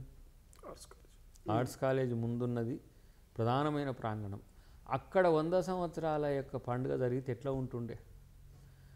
అట్లా ఇప్పుడు వారు కూడా ఏంటంటే 2 హాస్టల్స్ ఉన్నాయి, వచ్చి మా పరిస్థితులు చూసి మీరు ఒక ప్రకటన చేసిపోదురు అని చెప్పి పిలిచిండ్రు. దానికి సరే ఇప్పుడు ఇనుప కంచెలు లేకపోతే నిర్మానుష్య ప్రాంతం నిర్బంధాలని ముఖ్యమంత్రి గారు చెప్పకపోయినా పోలీస్ ఎట్లా ఉంటుందంటే వాళ్ళు ఎలాంటి సంఘటనలు జరగకుండా ఇప్పుడు మేము వెనకటికి ప్రణబ్ ముఖర్జీ గారు వస్తారు అని వస్తే మేము అడ్డుకుంటామని చెప్తేనే ఎక్కడికక్కడ పకడ్బందీగా పెట్టిండ్రు. మేము చిన్న సంఘం అప్పుడు మాలమానాడు. నేను ఒక దగ్గర అంటే అక్కడనే కాన్సన్ట్రేట్ చేస్తారని ఎక్కడనైనా అని చెప్తే ఎక్కడ ఉంటే అక్కడ పోలీసుది ఎట్లా ఉంటుందంటే ఆ సభ డిస్టర్బ్ కావద్దు. ఓకే. కాబట్టి వాళ్ళు పెట్టిండ్రు. ఇప్పుడు ఏదైతే వచ్చిండ్రు, వచ్చి నష్టం ఏమైంది? 1000 కోట్ల రూపాయల వరకు ఇలా పరిధి పెరిగింది కదా మన ఉస్మానియా యూనివర్సిటీకి. కాబట్టి అది ఒక మంచి ఆలోచనే. దాన్ని ఇంకోసారి ఏంటంటే ఇప్పుడు ముఖ్యమంత్రి వస్తే మమ్మల్ని నిర్బంధిస్తున్నారు. ఇప్పుడు క్యాంపస్కి రాకుంటే మనోడు కూడా అట్నే చేసిండు కదా, అన్నీ పెట్టిండు ఎవరు కేసీఆర్ కూడా. ఇప్పుడు దీనివల్ల ఏంటంటే ఇది మంచి మోకాతోని ఉస్మానియా యూనివర్సిటీతో పాటు మిగతా యూనివర్సిటీలు కూడా ఇట్లా చేసుకోవడానికి ఒక ప్రయత్నం చేయాలి. ఉస్మానియా యూనివర్సిటీ కాదు, కాకతీయ యూనివర్సిటీ కానీ, శాతవాహన కానీ, మహాత్మా గాంధీ కానీ, ఇంకా పాలమూరు కానీ ప్రతి యూనివర్సిటీ ఉస్మానియా యూనివర్సిటీని పోలినట్టుగా ఉండేటట్టుగా మనకి ఇక్కడ కూడా నేషనల్ వైజ్ యూనివర్సిటీస్ ఉన్నాయి. వాటిని కాంపిటీషన్గా ఉండేదానికి ఒక ప్రయత్నం జరుగుతున్నది. తర్వాత ఆయన టీపీఎస్ ఒక ఆలోచన ఉంది, తెలంగాణ పబ్లిక్ స్కూల్స్ అనేది ఒక ఆలోచన, ఇంటిగ్రేటెడ్ ఇంటర్నేషనల్ స్కూల్స్ ఒక ఆలోచన. ఇట్లా విద్యారంగంలో ఒక విప్లవాత్మకమైన ధోరణి తీసుకురావాలని ఆలోచన. ఎందుకంటే చదివే అందరికీ మూలమవుతున్నదని చెప్పి మా అందరి పేర్లు చెప్పిండు కదా. ఇలా మామూలుగా వీళ్ళు చదువుకోకపోతే ఇంతవరకు రాకపోదురని. చదువు లేకపోతే ఇప్పుడు కోట్ల రూపాయలు ఉన్న వాళ్ళతో దయాకర్ పోటీ వచ్చి అవుతున్నాడుగా, ప్రజాప్రతినిధి అయింది కదా. అట్లా చెప్పిండు కూడా వారు. అట్లనే ఇప్పుడు కోదండరామ్ గారి గురించి కూడా ప్రస్తావన తెచ్చిండ్రు. ఇట్లా ఏంటంటే ఈ విశ్వవిద్యాలయం ఇచ్చిన ఎంతోమంది దేశం కొరకు రాష్ట్రం కొరకు కొట్లాడిన వాళ్ళు ఉన్నారు. దీన్ని మనం ఈ చరిత్రను కాపాడుకోవాలనే ఉద్దేశంతో వారు చేసిన. మరి అదే కేసీఆర్ గారు అక్కడికి వచ్చి ఇషాన్ రెడ్డి అప్పుడు కానీ, వేణుగోపాల్ రెడ్డి అప్పుడు కానీ, లేకపోతే ఇంకా కొన్ని వచ్చినప్పుడు అక్కడికి వచ్చి రాజకీయం చేసిండా ఉద్యమమే చేసిండా అనే విషయం పక్కన పెడితే అప్పుడు వచ్చి చెట్ల కింద కూర్చొని ఏడ్చినోడు మరి పిల్లలు ఏడుస్తుంటే ఎందుకు కనీసం వాళ్ళ కన్నీళ్ళు దూర్చడానికి రాలే? ప్రొఫెసర్స్ లేరు, డిపార్ట్మెంట్స్లో ఫండ్స్ లేవు. నేను అనుకున్న ఒకసారి కలిసినప్పుడు ఎప్పుడో ఇట్లా ప్రతి సంవత్సరం మనం ఉన్నప్పుడు 100 కోట్ల పైచిలకు ఉస్మానియా యూనివర్సిటీకి పెట్టాలి అని ముఖ్యమంత్రి గారికి అంటిమి. 100 కోట్లు ఒకటేసారి అనే దానికంటే ఆయన ఒకటేసారి 10 సంవత్సరాలు పెట్టేసిండు అనుకోరా అదిగా. అది చేయడానికి ఎంత టైం పట్టని కానీ ఆ విల్నెస్, ఎందుకంటే విద్య మీద తన కమిట్మెంట్కి అంతకంటే ఎక్కువ తార్కాణం ఏమీ లేదు. ఇంకోటి ఉస్మానియా యూనివర్సిటీ కేవలము చదువుకొని ఉద్యోగం రాని వాళ్లకు కేంద్రంగా కాకుండా మంచి విద్యను అందించి వాళ్ళు మళ్ళీ గతంలో ఇప్పుడు పోయినసారి అప్పుడు ఇంజనీరింగ్ కాలేజ్ చదివిన వాళ్ళు ప్రపంచంలో వివిధ దేశాల్లో ఉన్నారు. ఇప్పుడు ఆ స్థాయి మనకు ఇప్పుడు A++ వస్తుంది, న్యాక్లో మంచి గ్రేడ్ వస్తుంది, ఇదంతా వస్తున్నా కూడా మనకు క్యాంపస్ రిక్రూట్మెంట్స్ నుంచి మొదలు పెడితే ప్రతి ఒక్కటి కూడా హై స్టాండర్డ్స్లో పోవాలనేది తన ఉద్దేశం. అటువైపు చేస్తాడు. అక్కడికి కొంచెం రాజకీయంగా వాళ్ళు రాలేకపోయినందుకు రేవంత్ రెడ్డి గారు వస్తే వాళ్ళకి ఇబ్బంది. ఇప్పుడు అట్లనే నిర్బంధం పెట్టి వచ్చితే ఏమైంది కేసీఆర్ తెలంగాణ ఉద్యమానికి? ఆయనకి ఏందంటే పాడుపడి ఆ స్టూడెంట్స్, నేను ఆ నిరాహార దీక్ష చేయడానికి ప్రయత్నం చేసినప్పుడు నా పాడె మోసిండ్రు, నన్ను నా దిష్టి బొమ్మ దగ్ధం చేసిండ్రు, గద్దరు వీళ్ళంతా కలిసి నన్ను బదనాం చేసే ప్రయత్నం చేసిండ్రు అని ఆయన క్యాంపస్ మీద కోపం. రేవంత్ రెడ్డి గారికి ఏం కోపం? ఆ రోజున ఎంత వ్యతిరేకత ఉన్నా క్యాంపస్కు పోగలిగినరు. ఇప్పుడు మూమెంట్ టైంలో నాగం జనార్దన్ రెడ్డి గారి మీద దాడి జరిగినా పోయిండు ఆయన. క్యాంపస్ అంటే అందరికీ ఆ ప్రేమ ఉంటుంది. ఉస్మానియా యూనివర్సిటీ అంటే ఎవరిదో కాదు. ఉస్మానియా యూనివర్సిటీ అంటే తెలంగాణ ఆత్మ లెక్క చూస్తారు ఎవరైనా. ప్రతి నిర్ణయము, ప్రతి ఒక్క ఆలోచన ఉస్మానియా యూనివర్సిటీ మేధావుల నుంచి వచ్చిన చరిత్రే గతం నుంచి. కాబట్టి దాన్ని ఒక తెలంగాణకు మా పర్యాయపదంగా ఎందుకు వాడతారని చెప్పింది ఆయన చాలా కేటగిరికల్గా చెప్పింది. కాబట్టి విద్యార్థులు కూడా దాన్ని వినియోగించుకోవాల్సిన అవసరం ఉంది. ఇప్పుడు అద్దంకి దయాకర్కి సంబంధించి ఎగ్జాంపుల్గా ఏ వేదిక మీదకి వెళ్ళినా కూడా అద్దంకి దయాకర్ ఎగ్జాంపుల్ చెప్తున్నాడు. మొన్న ఉస్మానియా ఎగ్జాంపుల్ చూస్తే ఖచ్చితంగా ముఖ్యమంత్రి కోమటిరెడ్డి బ్రదర్స్ని ఉద్దేశించే మాట్లాడినట్టు ఎవ్వరూ ఆపలేరు అనేటువంటి ఒక మాట మాట్లాడిన ముఖ్యమంత్రి అని ఒక చర్చ కూడా జరుగుతుంది. అట్లా అనుకోవచ్చా? అట్లేం లేదు. చాలామందికి తెలియంది ఏంటంటే కోమటిరెడ్డి వెంకటరెడ్డి గారి మీద ప్రతిసారి ఈ చర్చ, ఆయన అన్న ఉద్దేశం, అడ్డుకునే ఉద్దేశం కనబడని వాళ్ళు వేరే ఉంటారు. అది ఎవరికి తెలియదు, చెప్పాల్సిన అవసరం కూడా ఉండదు. రాజకీయాల్లో ఎవరు అడ్డుకుంటారు అంటే ఆయనకి ఎవరి పేరు మీద చెప్పి ఎవరు అడ్డుకునే ప్రయత్నం చేస్తారు, ఎట్లనో అడ్డుకుంటారు. కానీ అడ్డుకోవడానికి కూడా నేను వ్యతిరేకించలేదు కదా. రెండవది, వెంకటరెడ్డి గారు సెకండ్ టైము ఎంపీగా అవకాశం ఇవ్వమని ముఖ్యమంత్రి గారికే చెప్పిండు. అది మేము ముగ్గురం ఉన్నప్పుడే ముఖ్యమంత్రి గారు వారి క్యాబినెట్కి పోయే ముందు మేము కలిసినప్పుడు చర్చించింది. ఓకే, దయాకర్ని ఇప్పుడు ఇవ్వలేకపోయినాం, దీంట్లో అకామిడేట్ చేయాలంటే ముఖ్యమంత్రి గారికి ఏంటంటే స్టేట్లో ఉండాలి. నేను స్టేట్లో ఉండాలనుకున్నప్పుడు కంపల్షన్స్ వచ్చినాయి. రెండోసారి వచ్చినప్పుడు ఏమైంది, 2 ఎమ్మెల్సీలు వచ్చినాయి. ఒకటి వెంకటయ్య, 2 మహేష్ కుమార్ గౌడ్ గారు. మహేష్ కుమార్ గౌడ్ గారు అంటే మనం ఓబీసీని పీసీసీ చేయాలనే ఒక ఆలోచన ముందు నుంచే ఉన్నది. దానివల్ల నన్ను ఆపిండ్రు. నన్ను ఆపి ఉండవచ్చు, సరే వెంకటది నాకు కూడా ఇవ్వచ్చు. కానీ అప్పుడున్న దాంట్లో ఫ్రంటల్ ఆర్గనైజేషన్స్కి మనం అకామిడేట్ చేయాలనే ఉద్దేశంతో వాళ్ళు చేసిండ్రు. ఆయన నాకు అది కొంత తెలుసు కాబట్టి నేను పెద్దగా ఏం దాన్ని రెస్పాండ్ కాలేదు. సెకండ్ ఏంటిది, గవర్నర్ కోటా అనేది నేను తీసుకోవడం అనేది అంత బాగుండదు. ఓకే, ఎందుకంటే నేను ఫుల్ ఫ్లెడ్జ్డ్ పొలిటికల్ లీడర్ ఉండి మళ్ళీ నేను అకాడమిక్గానో, మాలమానాడు అధ్యక్షునిగానో, సోషల్ సర్వెంట్గానో ఇది మనం యాక్షన్ చేసినట్టు ఉంటుంది. ఓకే, కాబట్టి దాన్ని నన్ను యాప్ చేయకపోయి ఉండొచ్చు. నెక్స్ట్ టైం వచ్చిన ఎమ్మెల్సీని నన్ను అకామిడేట్ చేసిండు. సో అది ముఖ్యమంత్రి గారి డిస్క్రిషన్ కూడా ఉంటుంది దాంట్లో. దానికి వెంకరెడ్డి గారిని అన్నట్టుగా కాకుండా అంతకుముందు జరిగినాయి. ఇప్పుడు రెండవసారి 2018లో కోదండరామ్ గారిని ఎట్లా ఇప్పుడు అడ్డుకున్నారో 2018లో కేసీఆరే కదా నన్ను ఓటమి చేసింది. 2018లో గెలిచిన దాన్ని ఓడగొట్టిండు కదా. లెక్కింపులో 20 ఈవీఎంలు జడిపోయినాయి. ఇప్పుడు ఈ ఓట్ చోర్ అనేది అక్కడి నుంచే నేను ఎన్నోసార్లు మా అధిష్టానానికి చెప్పిన, ఎన్నోసార్లు ఇట్లా జరుగుతుందని చెప్పినా కూడా అప్పుడు 2018 ఎలక్షన్లో అంతా ఇంకా రాలే. హర్యానా ఎలక్షన్స్ కాంచి వాళ్ళకి అర్థమైంది. సరే, ఓట్ చోరీ గురించి మనం లాస్ట్లో మాట్లాడదాం, బండి సంజయ్ కామెంట్స్ ఉన్నాయి కాబట్టి. సో ఇప్పుడు ఈసారి మొదటిసారి అధ్యక్ష అనబోతున్నారు అసెంబ్లీలో. ఏ సబ్జెక్ట్ మీద మాట్లాడే అవకాశం ఉంది, ఎట్లా ప్రిపేర్ కాబోతున్నారు? ఎందుకంటే ఒక కొత్తగా ఏదైనా కాలేజీకి పోతేనే అందరికీ ఏదో ఉత్సాహం ఉంటుంది, ఎట్లుంటుందో వాతావరణం, ఎట్లుంటుందో అక్కడ ఏం చేయాలో అని. సో అట్లాంటిది ఫస్ట్ టైం అసెంబ్లీలో అడుగుపెట్టారు, మండలిలో మీరు మాట్లాడబోతున్నారు ఈ వర్షాకాలపు సమావేశాల్లో. ఎట్లా ఉంది మీకు క్యూరియాసిటీ? ఇప్పుడు జరిగిన అవినీతి మీద అవకాశం వస్తుందో విద్యార్థుల గురించి వస్తుందో, విద్యార్థులు అయితే క్వశ్చన్ పెట్టిన నేను ఏది నిరుద్యోగుల మీద అనేది. నేను అంటే మన వాళ్ళకు తెలియంది ఏంటంటే అసెంబ్లీలో మనం క్వశ్చన్స్ అడిగే వాటిని ముందుగానే ఇవ్వాలి. అది అడిగేటప్పుడు ఈ ఆప్షన్స్లో నిరుద్యోగులది ఉంది, విద్యది ఉంది. ఇది ఉన్నప్పుడు ఈ క్వశ్చన్ ఆప్ట్ చేసి వీళ్ళు నన్ను అడిగి పోయినప్పుడు, లైబ్రరీకి పోయినప్పుడు నన్ను అడ్డుకున్న పరిస్థితుల్లో ఇదేదో వీళ్ళ సమస్య డీటెయిల్డ్గా తెలుస్తుంది కదా అని మళ్ళీ నేను వస్తా అని చెప్పి పోయింది అందుకు. ఓకే, దాన్ని కొంతమంది రాజకీయం చేసుకోవచ్చు, కొంతమంది ఏదైనా చేసుకోవచ్చు, ఏది చేసుకున్నా వాళ్ళ ఇష్టం. ఎందుకంటే పిల్లలు వాళ్ళు ఎట్లా అనుకుంటే అట్లా. కానీ నాకు ఒరిజినల్ సమస్య తెలియాలి. ఆ ఒరిజినల్ సమస్య నుంచి మనం ప్రశ్న చేయడానికైనా దాన్ని పరిష్కారం చూపడానికైనా ఒక ప్రయత్నం జరుగుతుంది. ఇప్పుడు ఉస్మానియా యూనివర్సిటీలో కూడా ముఖ్యమంత్రి గారు 6 నెలల లోపు 40,000 ఉద్యోగాలు అని చెప్పి ప్రకటన చేశారు. అదొక అడ్వాన్స్మెంట్.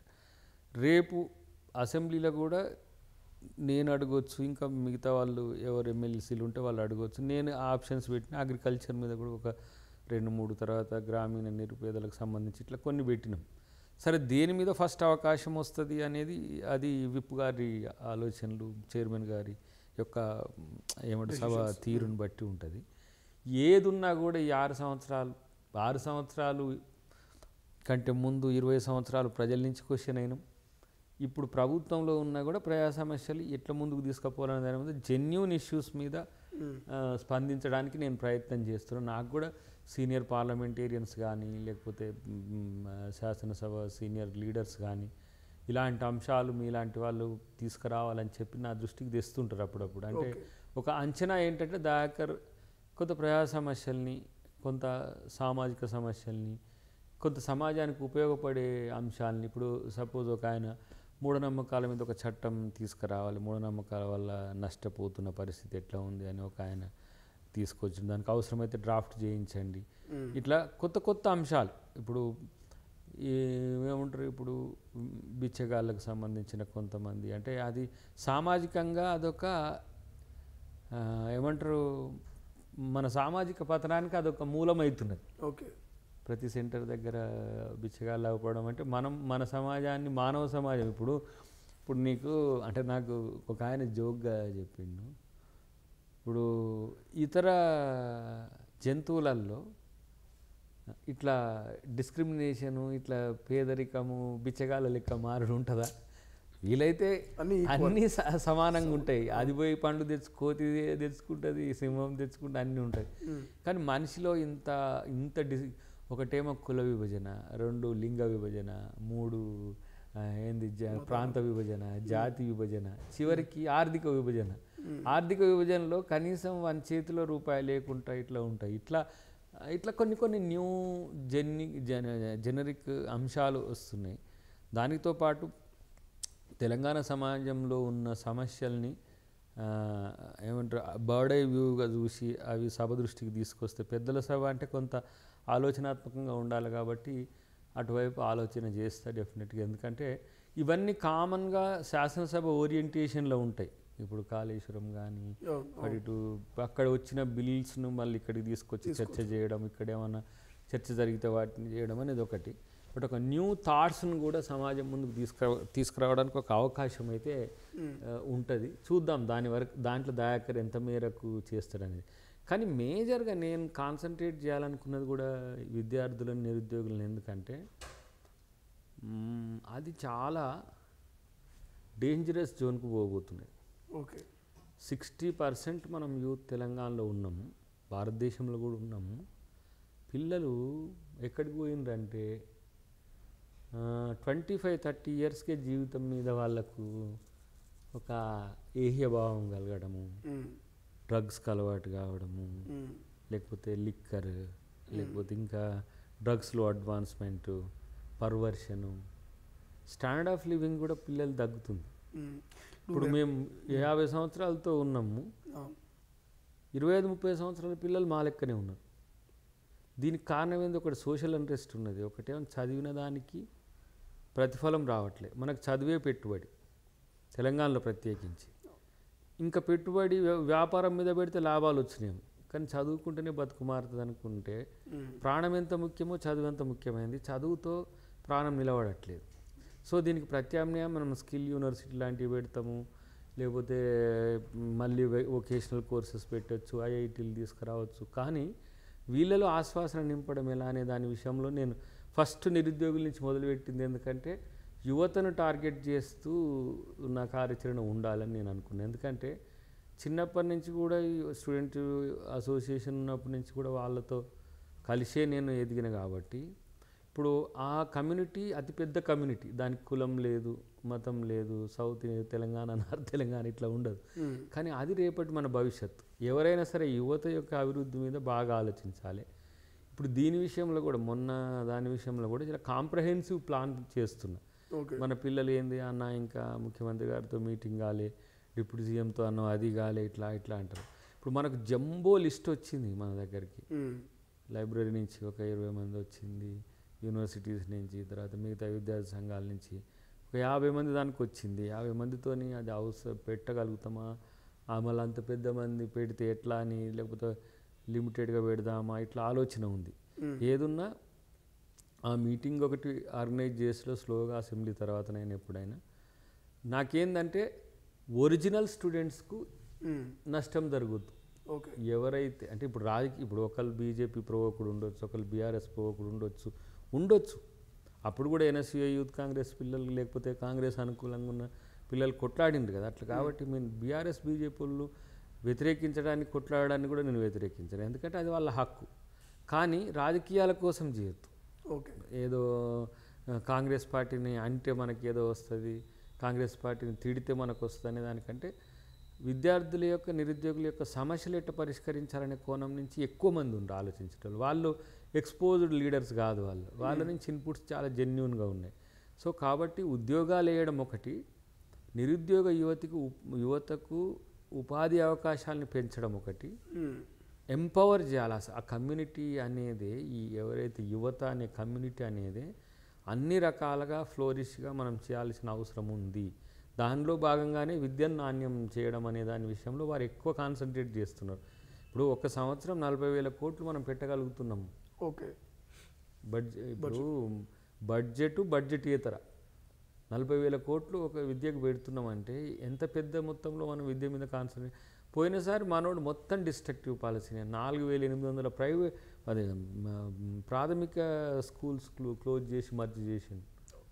ప్రైవేట్ యూనివర్సిటీస్కి అవకాశం ఇచ్చిండు. వాళ్ళ అనుయాయులకు అందరికీ, మనకి మల్లన్నకు, మన అనురాగ్ అని, మన పల్లాకు, ఇట్లా ఇంకెవరో ఉండే, ఇట్లా ప్రైవేట్ యూనివర్సిటీలకే అవకాశం ఇచ్చి అసలు ఎందుకు ఉస్మానియా రిలయన్స్కి ఇవ్వడానికి ప్రయత్నం చేసిండ్రు. ఆ టైంలో మేము పోయినాం. అసలు ఉస్మానియా యూనివర్సిటీ ఏంది, రిలయన్స్కు అంబానీకి ఇవ్వడం ఏంది, ఇది ఎక్కడి కథ అసలు. ఉస్మానియా యూనివర్సిటీ ఇప్పుడు మీకు ఏమవుతుంది, 50% సీట్లు వాళ్ళు తీసుకుంటారు, దాంట్లో రిజర్వేషన్ ఉండదు. ఇక 50% సీట్లను 100%గా చూసి దాంట్లో రిజర్వేషన్స్ ఉంటాయి. అది బడుగుల యూనివర్సిటీ, బడుగుల కాదు, సామాన్య యూనివర్సిటీ అంటే ఉస్మానియా యూనివర్సిటీ, కానీ అత్యంత ప్రతిష్టాత్మకమైనది. ఇట్లా అంత ప్రైవేట్ పరం చేయడం అనేది మనోడు ఆలోచించింది. కాబట్టి అట్లా కాకుండా అన్నీ ఒక స్టాండర్డ్గా చేయడానికి ఒక ప్రయత్నం చేస్తుండ్రు. అన్నిటికంటే ఎక్కువ ఈ శాసనసభ అంటే ఇప్పుడు ఎన్నుకోబడ్డ శాసనసభ కానీ శాసన మండలి కానీ ప్రజల సమస్యల పరిష్కారానికి ఉపయోగపడే విధంగానే ఎక్కువ ప్రయత్నం చేస్తుండ్రు. వాళ్ళ నాయకుడైతే ఆయన ఎప్పుడు వస్తాడో తెలియడు, వస్తాడో రాడో తెలియడు, మా హరీష్ రావే చూసుకుంటాడు అంటాడు. హరీష్ రావు అంత తెలివి కల్లోడు అయితే ఈ బొంగలు పడేది ఎట్లా కడతాడు, ఈ కూలిపోయేది ఎట్లా కడతాడు. అసలు వీళ్ళు నాకు అర్థం కాదు. ప్రధానమంత్రి అయినా, ముఖ్యమంత్రి అయినా, మంత్రి అయినా డిసిషన్ మేకర్స్, పాలసీ మేకర్స్. పాలసీని నువ్వు తయారు చేసినాక ఇంప్లిమెంటేషన్ అనేది, ఎగ్జిక్యూషన్ అనేది నిష్ణాతులు, నిపుణులతో కూడుకున్నది. వాళ్ళు చెప్పినట్టు వింటే అవుతుంది. వాళ్ళు చెప్పినట్టు వినక మీరు గడ్డి గరిచే పని చేసింది. అందుకని మీకు తిప్పలు పడ్డది. ఇప్పుడు ఇన్ని ప్రాజెక్టులు ఎప్పుడు శ్రీశైలం డ్యామ్కు ఆపద ఉందంటారు, లేదంటే ఇంకో మన కడెంకు అంటే సాగర్ అంటే ఇక కొంచెం పెద్దగా ఉంటుంది కాబట్టి, కానీ ఇంత పెద్దగా ఉండి నీళ్ళు వచ్చేసరికి కూలిపోద్ది అన్నట్టు ఉంటుంది అది. సరే ఇన్ని సంవత్సరాల నుంచి మరి ఎందుకు శ్రీశైలం అంత సేవలు అందిస్తుంది? 3వ రోజులకి ఒక పిల్లర్ కూలిపోతూ ఉంటుందా వెనక? లేకపోతే 3 పిల్లలు నాగార్జున సాగర్ కూలిపోతూ ఉంటుందా కింద? మన ఏంది విజయవాడ కాబట్టి ఇట్లాంటి పనికిరాని పనులన్నీ చేస్తారు. మళ్ళీ పైగా దాని మీద మళ్ళీ రుబాబుగా మాట్లాడతారు.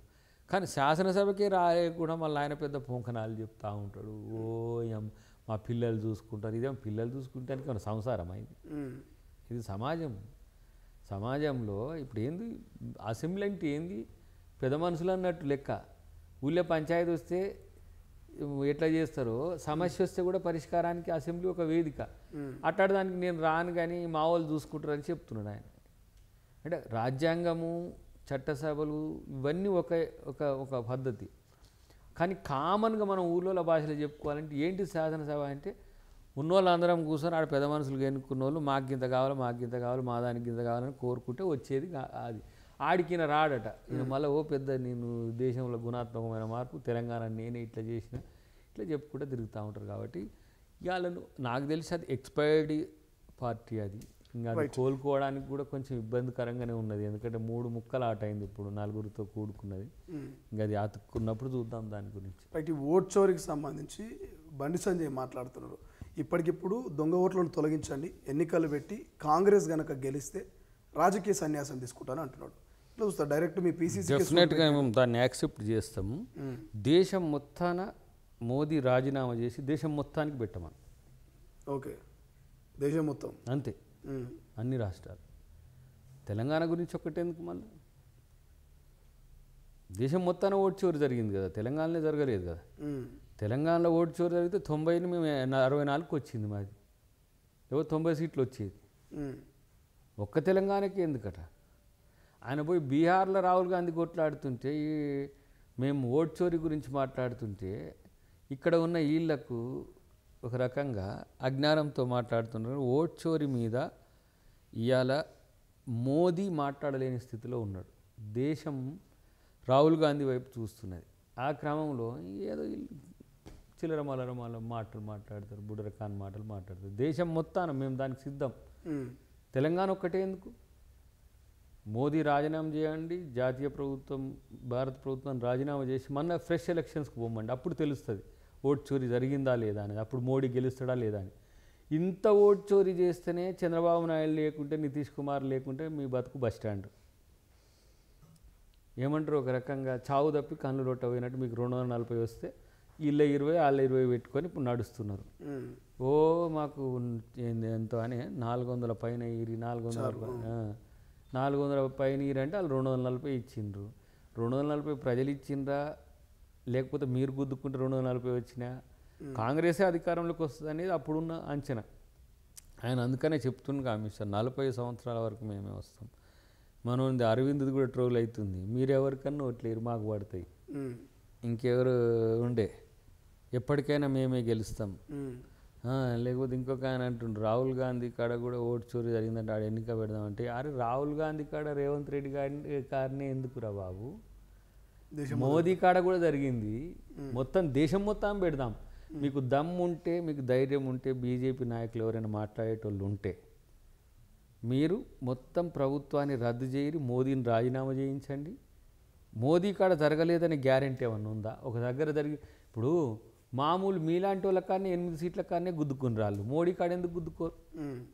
మోదీదేమో ఉత్తరప్రదేశ్ కాదు, ఆయన ఏమో అక్కడ పెద్ద సేవలు చేసి ఆయన కోట్లు పడ్డది ఏం లేదు. నేనేమంటున్నా, ఇక అనుమానం వచ్చినప్పుడు ఒక్క తెలంగాణ ఎందుకు, ఒక్క రాహుల్ గాంధీ ఎందుకు, మొత్తం దేశం మొత్తమే ఎన్నికలకు పోదాం. అందుకనే మా మల్లికార్జున ఖర్గే గారు అన్నట్టుంది, డిసెంబర్ వరకు ఇది ఎటు అయితట్టే ఉంది కథ అని. కాబట్టి ఏమైతే డిసెంబర్ వరకు మోదీ దిగిపోతాడు అంటున్నాడు ఆయన, పెద్ద ఆయన. ఎందుకు మాకు ఇంకా అర్థం కాలే ఆ లాజిక్. ఓకే, అంటే అంత లోతుగా నేను పోలేదు, కానీ డిసెంబర్లో ఈ ప్రభుత్వం కూలిపోతుందని అంటున్నాడు. కాబట్టి 75 సంవత్సరాలది కావచ్చు, 75 సంవత్సరాల తర్వాత మోడీ మారితే వాళ్ళ పరిస్థితి బస్ స్టాండ్ అయింది అన్నట్టు. కానీ మోడీ 75 సంవత్సరాల వరకు కాదు, ఆ జింగ్పింగ్ లెక్క, నార్త్ కొరియా వాళ్ళ లెక్క ఆయన నియంతలాగా మారిపోయి మొత్తం ఆయనే ప్లాన్ చేసుకొని నేనే చచ్చేంత వరకు దీని తర్వాత ప్రెసిడెంట్కి ఇట్లా ఉండాలని కూడా ప్లాన్ చేసుకోవచ్చు.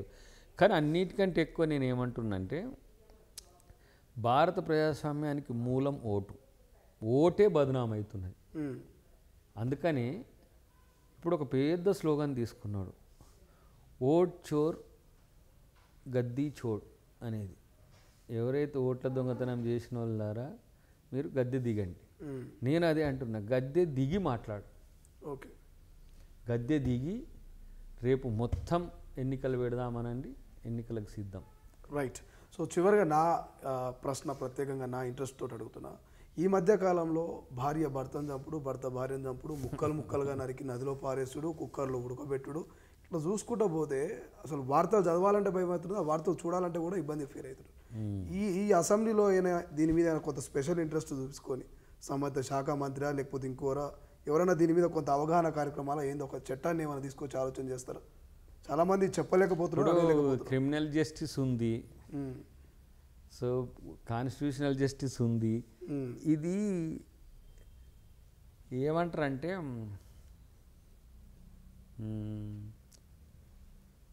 కామన్ సెన్స్ లోపించడం,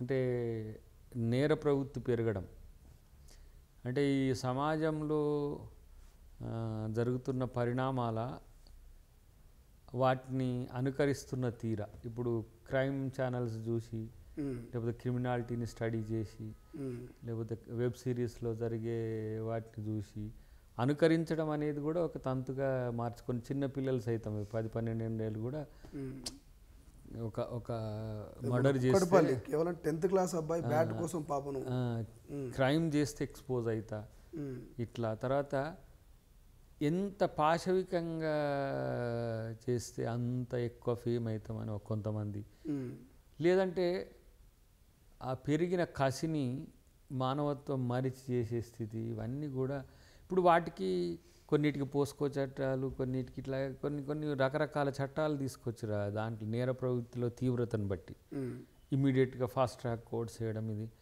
అసలు ఫస్ట్ మనము గుణంలో మార్పు కొరకు ప్రయత్నం జరగాలి. భారతదేశంలో కుటుంబ వ్యవస్థ అనేది అతి పురాతనమైనది, కుటుంబ వ్యవస్థ అనేది అతి విలువైనది, అతి పవిత్రమైనది కూడా. ఆ కుటుంబ వ్యవస్థ మీద ఉన్న నమ్మకాన్ని పోగొట్టడానికి జరుగుతున్న కుట్రన అనిపిస్తుంది నాకు. ఏ దేశంలో కూడా కుటుంబ వ్యవస్థ మీద ఇంత పట్టింపు ఉండదు.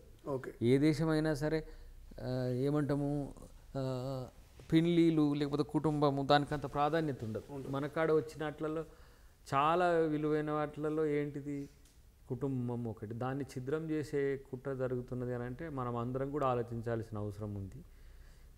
ఇట్లా చేసిన వాళ్ళకు కొత్తగా ఏం చేయగలుగుతావు? ఓ 20 సంవత్సరాల తర్వాత పడే ఊరిని 5 సంవత్సరాలు చేయగలుగుతావు. కానీ ఎవరిని మళ్ళీ మనోళ్ళని మనం చంపుకోవడమే. ఇప్పుడు జైలు అనేది ఎందుకు ఒక పరివర్తన కేంద్రం. ఆ పరివర్తన అనే దాన్ని మనం ప్రజల్లో తీసుకురావడం ఎలా అంటే ఒక ఎడ్యుకేషన్ ప్రోగ్రామ్ పెట్టాలి. భార్య అంటే ఏంది, భర్త అంటే ఏంది, సమాజం అంటే ఏంది, మన సోదరులు అంటే ఏంది, సోదరి మన అన్న తమ్ముడిని చంపుతుండు, అమ్మని చంపుతుండు. విచిత్రం, ఆస్తి కోసం అమ్మని. అమ్మ ఆస్తే నువ్వు అరే ఎంత విచిత్రం అనిపిస్తుంది అంటే, సరే ఒక దశ దాటినాక అమ్మ కొడుకు కాస్త పెళ్ళాం కొడుకు అవుతాడు, అది కాదనిలేము. కానీ అమ్మ కాకుండా పోదు కదా. సో అలాంటివి చూస్తున్నాం. సొంత తమ్ముడు అన్నని, లేకపోతే తండ్రిని కొడుకు, ఇట్లాంటి అంటే ఇది మానవత్వపు విలువల్ని మనం విద్యలోనే బోధించడమా లేకపోతే ఆ రకమైన చైతన్యాన్ని తీసుకురావడమా అనేది జరుగుతున్న కొన్ని సంఘటనలు కావచ్చు కాక అందరి తండ్రుల్ని లేకపోతే ఇట్లా చంపరు కదా. కానీ ఈ నేర ప్రవృత్తి పెరగడానికి మాత్రం ఏమవుతుంది, 3 నెలలు రావచ్చు, 6 నెలలు రావచ్చు, 1 సంవత్సరం పోతా అనేది ఇట్లా ఉండొచ్చు. కానీ కొంత బిహేవియరల్ చేంజెస్ కూడా బోత్ సైడ్స్ రావాల్సిన అవసరం ఉంది. ఒక వ్యక్తిని చంపాలనే ఆలోచన రావడం అని అంటే అవతలి వాళ్ళది కూడా కొంత ఉంటుంది. ఓకే, కానీ ఇట్లాంటి విషయాలలో నువ్వేం చెప్తావు, బ్యాట్ కొరకు పాపం చంపడం అనేది దుర్మార్గం కదా. లేకపోతే ఇంటర్ క్యాస్ట్ చేసుకుంటే కొన్ని. కానీ ఎక్కువ ఈ మధ్య భార్య భర్తను కానీ భర్త భార్యను కానీ చిన్న గొడవకి ఏదో మొన్న కొట్టి చంపిందని భార్యను ఇట్లా చంపి కుక్కర్లో వేసి ఇట్లా, అదైతే ఇక మృగత్వానికి పరాకాష్ట కదా. అంటే ఎంత కసి ఎందుకు అంతలా చేసుకున్న పెళ్ళాం మీద అట్లా వచ్చింది అనేది ఒకటి. భర్తను కూడా లవర్లతో చంపడం, ఇష్టం లేకపోతే తప్పించుకొని పోవచ్చు, ఎవడేమొద్దు అంటుండ్రు. మన చట్టాల్లో కూడా భారతీయతను ఉట్టిపడే విధంగా ఉంటూనే పాశ్చాత్యాన్ని అనుకరించే మార్పులు కూడా వచ్చినాయి. నీకు ఇష్టం లేకపోతే వదిలేసే హక్కు కూడా ఉంది, కానీ చంపే హక్కు నీకు ఎక్కడిది? కలిసి ఉండలేని స్థితి ఉంటే నువ్వు ఉండకుండా పోవచ్చు. ఇట్లాంటివి కొన్ని ఉన్నాయి. సరే, నా ఉద్దేశం అయితే ఇది బియాండ్ ది పాలిటిక్స్. ఇది మనం మాట్లాడుకోవాలంటే తగ్గుతున్న మానవత్వ విలువలకు ఇది సూచి. సో హ్యూమన్ డెవలప్మెంట్ ఇండెక్స్ అనేది ఒకటి ఉంటే హ్యుమానిటీ డెవలప్మెంట్ ఇండెక్స్ని కూడా మనం చూసుకోవాల్సిన అవసరం ఉంది. కొన్ని దేశాల్లో అది అసలు కనబడదు, మన కాడ కనబడాలి. ఎందుకంటే 150 కోట్లకు దగ్గర వస్తున్నాం. ప్రపంచంలో 20% జనాభా ఉన్న మన దేశం ప్రపంచానికి ఒక మంచి మార్గదర్శకంగా ఉండాలంటే ఇట్లాంటి ఈ రేపులు, హత్యలు, అసలు కొన్ని విషయాలైతే నాకు అర్థమే కావట్లేదు. ఆడపిల్లల్ని గ్యాంగ్ రేప్స్ చేయడము, అసలు కనబడితే ఏదో రకంగా అబ్యూజ్ చేయడం, ఇలాంటివి కొన్ని మారాలంటే తల్లిదండ్రులు కూడా వాళ్ళకు మంచి చెప్పాలి. గురువులు మరింత గురువుల మాటలు వింటుండ్రా పిల్లలని అంటే మంచిగా చెప్తే వింటారు కూడా. ఇది మంచి ఇది చెడు అని చెప్పేది కూడా రావాల్సిన అవసరం ఉంది. ఇంకొకటి, ఒక దశ దాటినాక నేను చెప్పాలంటే యువతలో నేర ప్రవృత్తి కానీ, యువత అంటే నీకు 25 నుంచి 35, 40 ఏళ్ళ వరకు యువతనే ఉంటారు. ఇప్పుడు వీళ్ళలో ఇమ్మాచ్యూర్ అనేది కనబడుతుంది. కాబట్టి దాన్ని మనం ఎరాడికేట్ చేయడానికి ఒక ప్రయత్నం చేయాలి. చట్టాలంటే ఆలోచించాలి, కానీ అత్యంత కఠినమైన చట్టాలు కూడా ఉన్నాయి. భారత రాజ్యాంగం నుంచి వచ్చినాయి. మనం మార్పులకు ఇప్పుడు మన దిశ నుంచి ఒక చట్టం వచ్చింది. అక్కడ మన ఢిల్లీలో నిర్భయ చట్టం వచ్చింది. కాకపోతే భార్యాభర్తల మధ్యన అనుబంధానికి సంబంధించిన అంశంలో మనమైతే ఒకటి చెప్పాలి. ఇప్పుడు డివోర్స్ అనేది ఏమైందంటే రెస్ట్రిక్షన్స్తో కూడుకున్నది. దానివల్ల అన్రెస్ట్కు పోతున్నారు. డివోర్స్ అనేది సరళం కూడా మ్యూచువల్ ఉంటే కావచ్చు, కానీ దానికి చంపుకోవడం వరకు వెళ్ళడం అనేది, ఇప్పుడు పెళ్ళి ఇష్టం లేకపోతే పెళ్ళే చేసుకోవద్దు. చంపేంత డేర్ ఉన్నోళ్ళు పెళ్ళి ఎందుకు చేసుకుంటున్నారు? వాళ్ళ తల్లిదండ్రులను ఎదిరించలేరా? నాకు ఫలానాడు ఇష్టం లేదు డాడీ, నేను ఇష్టపడ్డా, నేను చేసుకుంటా, లేకపోతే ఈ మగవాడు కూడా అట్లా చెప్పొచ్చు. దానికి అటువైపు ఏమంటారు, మౌనంగా ఉన్న ఆడోళ్ళను, మౌనంగా ఉన్న మగవాళ్ళను బలి చేసుడు ఎందుకు? కాబట్టి ఇవి కొంచెం మారుతున్న ఇలాంటి విలువలు మంచిగా నా యొక్క ఆలోచన. దయాకర్ గారు, కేసీఆర్ గారి మీద ఇప్పుడు అంటే మీరు నేరారోపణ చెప్తున్నటువంటి పరిస్థితి, ఎందుకంటే ఆయన మాజీ ముఖ్యమంత్రి కాబట్టి ఆయన బాధ్యత వహించాల్సిన అవసరం ఉంటుంది ఆ నివేదిక మీద. సో ఆయన రాకపోతే అసలు కాళేశ్వరం నివేదిక మీద చర్చ ఎట్లా జరుగుతుంది? ఆయనే చేసినట్టు ప్రూవ్ అవుతుంది. ఇప్పుడు నువ్వు దోషి అని చెప్తే నేను రాను కానీ మా అల్లుడు వస్తాడు చూసుకో అంటే కోర్టు ఊరుకుంటుందా? ఇప్పుడు ఈ సభకు ఖచ్చితంగా రావాల్సి వస్తుంది. అవసరమైతే కోర్టు రప్పించేటట్టు కూడా చేయాల్సిన అవసరం ఉంటుంది. రాలేకపోతే ఆయనే ముద్దాయిగా చూసి చేయాల్సి వస్తుంది. ఎందుకంటే కాళేశ్వరం అనే విషయంలో కేసీఆర్ భయపడుతున్నాడా, కేసీఆర్ రాలేకపోతున్నాడా, కాళేశ్వరం వల్లనే ఆయన రాజకీయాల నుంచే పక్కకు పోవాల్సి వచ్చిందా, ఇవన్నీ కూడా తెలుసుకోవాలి కదా. ఎందుకు కేసీఆర్ ఇప్పుడు అసెంబ్లీకి రాకపోవడము అని అంటే ఏదో ఒక భయం ఉండాలి, లేకపోతే ఆయన ఇష్టం లేకుండా ఉండాలి. భయం ఉంటే రాడు, ఇష్టం లేకుంటే రాడు. రేవంత్ రెడ్డి గారు ముఖ్యమంత్రిగా ఉన్నాడు కాబట్టి, అది నాకు ఇష్టం లేదు కాబట్టి ఆయనకి ఏంటంటే ఆయనకు నచ్చని వాళ్ళు సభలో ఉండొద్దు. అందుకని వాళ్ళని ఓడగొడతాడు. వాళ్ళు ఎన్ని పైసలన్నీ పెట్టి ఓడగొడతాడు, లేకపోతే మిషన్లతో ఓడగొడతాడు, లేకపోతే మనుషులతోనే ఏదో ఒక రకంగా చేస్తాడు. ఇప్పుడు ముఖ్యమంత్రిగా రేవంత్ రెడ్డి గారు అయిన తర్వాత నీ పాపాలు బయట పెడుతుంటే దాన్ని చూసి భయపడని రాకుంటుండాలి. లేదంటే ఆ సభలో కూర్చోవడానికి ఇష్టం లేకపోతే ఎందుకు మరి రాజీనామా చేయి.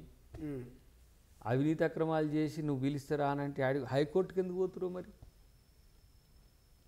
హైకోర్టుకు నేను తప్పు చేయలేదని ఎందుకు పోతున్నావు? తప్పు చేయలేదని ఈడ చెప్పుకోలేవా? ఆడబెట్టి తిమ్మిని బొమ్మిని తిమ్మి చేసి నా కోదండరాము గాక ఆయన తప్పు చేసిండని ఎమ్మెల్సీని రద్దు చేయించినట్టు ఆడ కోట్లు పెట్టేసి ఏమంటే వాళ్ళను అడ్వకేట్లను పెట్టి ఇడ టెక్నికల్గా ఇది లేదా ఇట్లా టెక్నికల్గా అది లేదని రంధ్రాన్వేషణ చేసి బయటపడాలంటే కలవదు కదా. ఆడ ఎవ్వరు కాదు. ఇవాళ కేసీఆర్ కాళేశ్వరంలో అవినీతి చెయ్యలేదు అంటే నమ్మనోళ్ళ పరిస్థితి, నమ్మనోళ్ళు ఉండనే ఉండరు. మీరు వెట్రి తొలి వెలుగు ఒకటి వెట్రి అట్లా కూడా మళ్ళీ ఇల్లు వచ్చి ఏంటిది ఈ బ్యాచ్ ఉంటుంది కాబట్టి ట్రోల్ టీం ఉంటుంది కదా, వచ్చి దాంట్లో చేస్తే 99% తెప్పించి కూడా నేను చేయలేదా అంటారు. అయినా కూడా నేను వదలరు. ఎందుకంటే వదలరు. ఎట్లా వదులుతారు? ఎట్లా వదులుతారు చెప్పండి? అవినీతి చేయలేదని మేము అబద్ధం చెప్పినట్టు కదా. అబద్ధాలు చెప్పాల్సిన అవసరం మాకెందుకు వచ్చింది? ఘోష్ కమిషన్కి ఎందుకు వచ్చింది? లేకపోతే బీజేపీకి కూడా ఎందుకు వచ్చింది? మీకు మీరు కూడా తెలుస్తూనే ఉంది కదా. ఇప్పుడు మీ కింద పనిచేసిన అధికారులంతా కూడా తలకాయ పట్టుకుంటారు, మీరు చెప్పినట్టు చేసి మేము జైలుకు పోవాల్సి వస్తుందని చెప్పి. కాబట్టి కేసీఆర్ భయపడ్డా, కేసీఆర్ బాధపడుతుండా, కేసీఆర్ అసలు రాజకీయాల్లోనే ఉంటాడా లేడా అనే డౌట్ నాకు ఇప్పుడు వస్తుంది. ఎందుకంటే ఈ సుదీర్ఘకాలంగా మనోడు 2 సంవత్సరాల కాలంలో ఆయనకి ఇష్టం లేకపోతే ఎమ్మెల్యే కూడా రాజీనామా చేసి కొత్త ఎన్నిక తెచ్చుకోవచ్చు. ఇది గజ్వేల్లో ఇంకెవరన్నా నిలబెట్టి అట్లా ఉండలేడు. ఈ సందిగ్ధ పరిస్థితులలో కాళేశ్వరం అవినీతి అనేది ఆయన రాజకీయంగా ఎటువైపు పోతాడంటే అని కూడా ఒక పెద్ద ఏమంటారు సర్కిల్లోకి వచ్చి ఎటు పోవాలనే దాని దగ్గర కూడా ఇప్పుడు వాళ్ళకి అసలు మేజర్ ఏంది? ఇప్పుడు దీని తర్వాత లీడర్షిప్ కొడుకు ఇవ్వాలనుకుంటే బిడ్డ రూపంలో వ్యతిరేకం వచ్చింది. బిడ్డను కొడుకు కాకుండా అల్లుని పెడదామంటే ఇద్దరు అలుగుతున్నారు. ఈయన ఉందామంటే ఈడ రేవంత్ రెడ్డి అని ఉన్నాడు. రేవంత్ రెడ్డి గారిని ఎదుర్కోలేడు, బిడ్డను కొడుకును సముదాయించలేడు. ఆయన తెలంగాణకు జాతిపిత అని చెప్పుకుంటాడు, కానీ ఆయన పితగా ఉన్న ఇద్దరు పుత్రుడిని పుత్రికను మాత్రం కంట్రోల్ చేయలేడు. ఇలాంటి ఒక డిలమాలో ఉన్నాడు. కాబట్టి ఈ పరిస్థితుల్లో బీఆర్ఎస్ రాజకీయం అనేది కూడా చాలా ఏమంటారు మలుపులు తిరిగే అవకాశం ఉన్న ఈ పరిస్థితులలో హరీష్ రావు వస్తాడు అంటారు. హరీష్ రావు వస్తే ఏంది? హరీష్ రావు ఏం చెప్పగలుగుతాడు? హరీష్ రావు ఏమన్నా కేసీఆరా? లేకపోతే కేసీఆర్ చేసిన ఇట్లా చేసిన సార్ అని. ఇప్పుడు దొంగతనం నువ్వు చేస్తే నన్ను పోలీసులు ప్రశ్నిస్తారా? విచారించి ఎవరిని విచారిస్తారు? కాబట్టి ఏది ఏమున్నా సరే సంకట స్థితే వాళ్ళకు.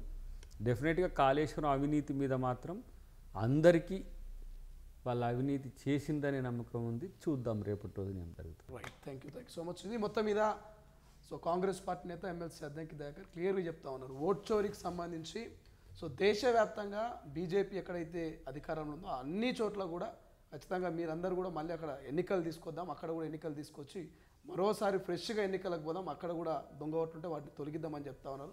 ఒక్క తెలంగాణలోనే కాదు దేశవ్యాప్తంగా మరి ఎన్నికలకు పోదామని చెప్తా ఉన్నారు. కాబట్టి చూద్దాం ఏం జరుగుతుంది, ఈ ఓట్ చోరీ అంశం ఎక్కడ దాకా పోతుంది, రేపటి అసెంబ్లీ సమావేశాల్లో ఏం జరగబోతున్నది, నిజంగానే మాజీ ముఖ్యమంత్రి కేసీఆర్ వస్తారా, కాళేశ్వరం నివేదిక మీద జరిగే చర్చకు సంబంధించి ఆ డిస్కషన్లో పాల్గొంటారా, ఏం జరగబోతున్నదో చూడాల్సినటువంటి అవసరం ఉంది.